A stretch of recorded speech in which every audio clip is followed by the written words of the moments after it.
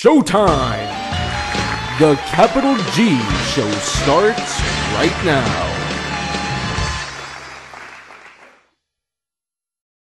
What's up YouTube, Capital G here. We're talking budget decks in this video because while a new year and new formats might bring us a bunch of exciting and interesting new archetypes to play, not everyone can afford to break the bank picking those archetypes and new cards up, and I'm especially looking at you, Nicklops.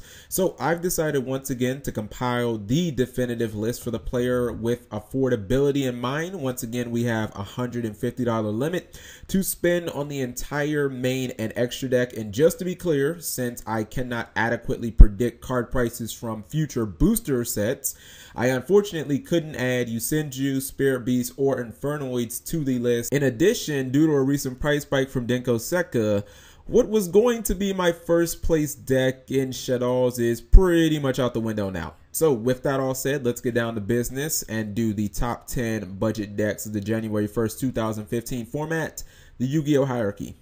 Number 10, Lightsworn. In a game where tempo and damage are becoming more important than advantage, Lightsworn actually has a chance to shine because that's almost entirely what the deck's about. And now that you consider that Honest is back at 2, I mean, it's pretty much a card tailor-made for that type of game style. So, you know, I look at that and I think we might just actually have something here.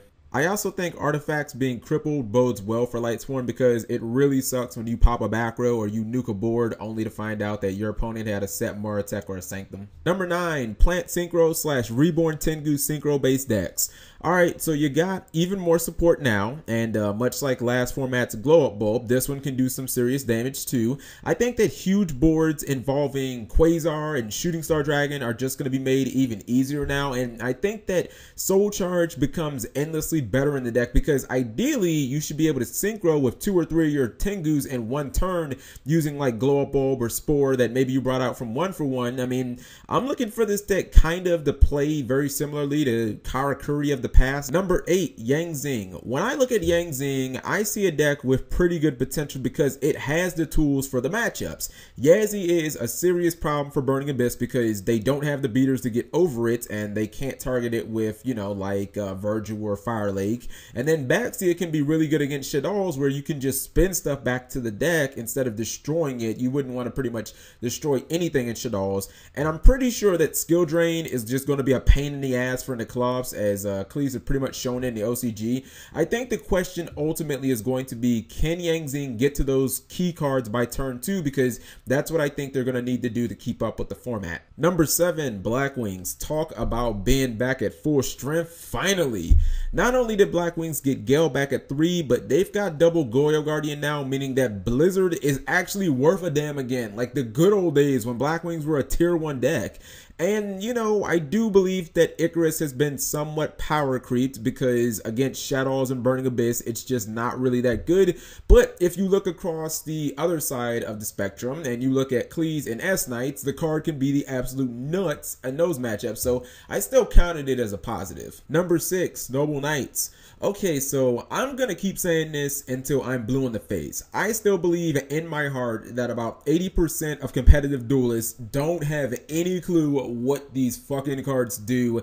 And you know what? That's advantage Noble Knights right off the back. Second advantage, a lot of those problem cards for your deck like Super Polymerization and Morale Tech, yeah, Konami took care of those for you. I mean, everything's pretty much lining up perfectly for you guys. Number 5, Madolche. Until Tiramisu gets power creeped and untargeted spinning back to the deck becomes bad in the game of Yu-Gi-Oh, I'm never going to take Madolche off this list. Not ever. Because I feel like the offense, as far as I'm concerned, is already there. Madolche has really good offensive plays, especially with like, you know, Madolche Palooza and stuff like that if you just want to go completely ham. My concern for Madolche is and continues to be the defense. Number 4, Evil Swarm. I've said it once and I'll say it again. Affion is just one of those cards that it is practically impossible to power creep. You look at the last couple of formats, dude can lock out Shut-Off Fusions, Yang Zing Synchros, and Klee Pendulum Summons. And then if you look at our next format, I mean, you can just pretty much stop all the Nickloff Ritual Summons, the Spirit Beast Contact Fusions, and even heroes trying to do their Mass Change Summons. I mean, at this point, I guess what I'm trying to say is Affion can still be a win condition against the best decks in Yu-Gi-Oh! You just better hope that you dodge Burning Abyss just like Neo trying to dodge bullets in the Matrix. Number 3, Murmillo. Okay, so remember how Murmillo used to be able to drop rank 7s and 4s like nothing basically every single turn? I think the deck is about to go right back to that.